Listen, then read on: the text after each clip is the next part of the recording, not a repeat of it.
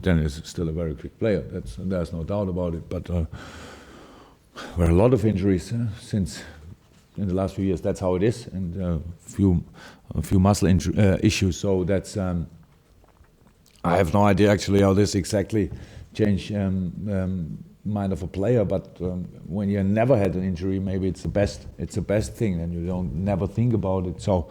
He's still on the way back, but he is still an outstanding player, and but even an outstanding player needs kind of rhythm, and what you could see on Saturday, for example, that's for sure not the best game of Daniel Sturridge since he played football, but even a game like this he could have scored.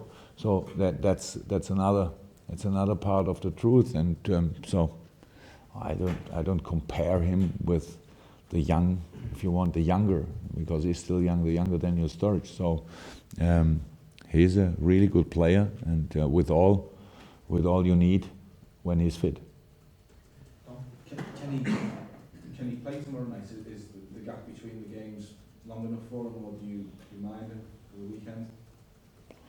I didn't make until now decisions. So that's how what I said. We had yesterday a recovery session, no real issues, but then you have to wait for another 24 hours, and then you see how the players feel, and then I make the decision. So for me, it makes absolutely no sense to come here in this room and with a fixed lineup, and then I go back in my office and I have the news on my table and on my desk, and so I have to wait for this, and I will wait for this, and we have enough time to have 2 sessions this afternoon, something like extended recovery session, and then tomorrow morning. Both are important for us to get match fit again for the game. So no decision. We will see. You said obviously you're not going to make too many changes. Part of the reason for this also, there's no Europe this year, so it seems like very different.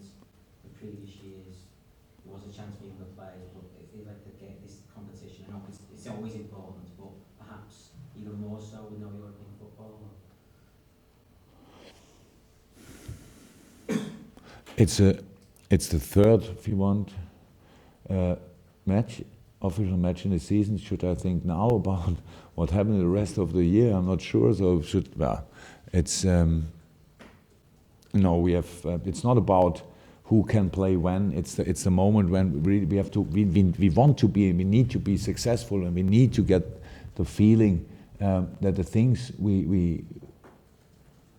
that our plan works on the pitch, and that we really can get results with this. So how I said, with young players, I think we have a pretty young squad. So it's not we don't have Europe, but hopefully we have all the cup games if you want, and so then there are enough games for everybody. And so that's not nothing I think in this moment about. It's much too early in the season when I think who can play when. Now is the time for who gives me the biggest opportunity to win the next game, and not giving match time because the other players has too much, or the time for the other players were too intense. Until now, it's not too intense. It's all good. But if we have players which are close and fresh, then I think we should use them. But it's not about age. Yeah. You said obviously Divock, maybe lacking a bit of rhythm, maybe Daniel as well. Can you give them that rhythm?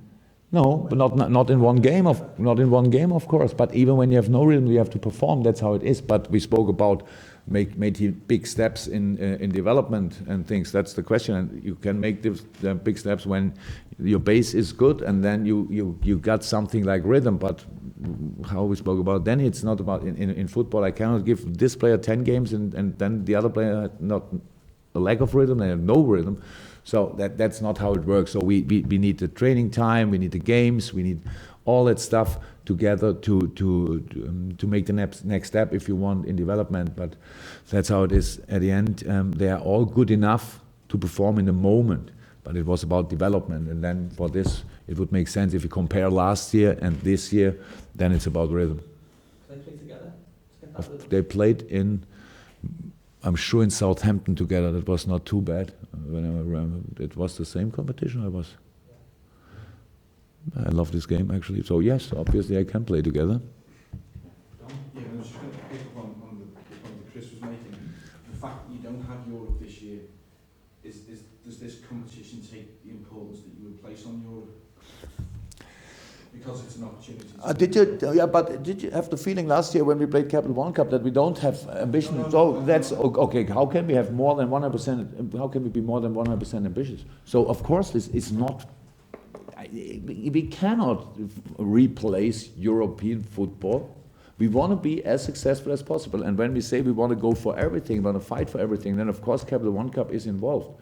And last year when the final, that was nice, and the result was not too nice.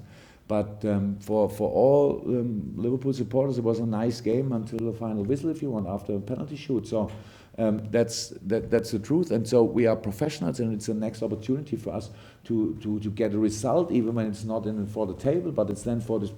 What I want to say, it's not about being not in Europe that Capital One Cup is important. It's important. More than 100% important is, in my opinion, not possible. You don't want to go from one extreme to another, do you? Last season, it's ridiculous, the amount of games, like 60 odd games. You don't want to go from that to like being, you got early in this country. We have to take what we get. If we go through next round, we will not stop. If we go out, we will not stop. So that's how it's not. We cannot wish like at Christmas and say, okay, now this year we have time, so let us go to all finals in Capital One and FA Cup, because for the other teams it's too much actually. So let's go there. That's not how it works. So I know ourselves. Meanwhile, I would say we have never shown a lack of respect for one tournament, and I think that's for sure we should show again. And there are more easier draws, and I don't know exactly who plays against who, but. Burton is quite ambitious, and how I said, for them it's a big game in their first, or in the last Capital One Cup. I'm not 100% sure about the rules. I don't know when they joined. It's last round, their first round? Yes, they did the first round. Okay. So they made 9 changes. I don't know if they do it again. I don't think so, but they made it. So, and now that's all. So we prepare as good as we can, and then we want to win. And this tournament is for sensations, if you want. First round out here, then it's big trouble or whatever. You go through, then it's normal, and you can not use it for the Tottenham game. That's our life, but because it was only Burton then, so that's our life. And in this moment, I'm really optimistic when we will find a really good lineup, and then we have to perform. That's how it is. We have always this kind of pressure, so that's not new. But it's still early in the season, and if I would make final judgments now about this or yes, and you always want to win. I always want to win. That the Sunday is 800,000% better when you won on Saturday.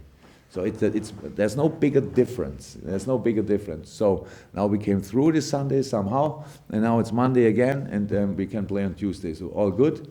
Let's go for it. Final question then. Jurgen, you say you don't know exactly how the injuries to change the mind of the player, but clearly with some players, and perhaps with Daniel, for instance, it does have an effect in coming back. Is there anything you can do to help with that process of having that belief again and that 100% kind of faith that No, always a little bit, but of course not. As a manager, you have to accept that that's really rare that you can say 100% what a player want to hear. So that's how it is. Most of the time when it's very positive, then you should not say all the positive things, because you're not sure how he can handle this. And when it's very negative, you don't want to say all the negative things. And if the player doesn't feel too good and you want to help him that he can feel better, then it's about, in a talk like this, the thing a player want to hear, do this, do this, do this, and then you will play 100%. Yeah. I cannot say this to no player, because there are a lot of other things who have influence on lineup and things like this.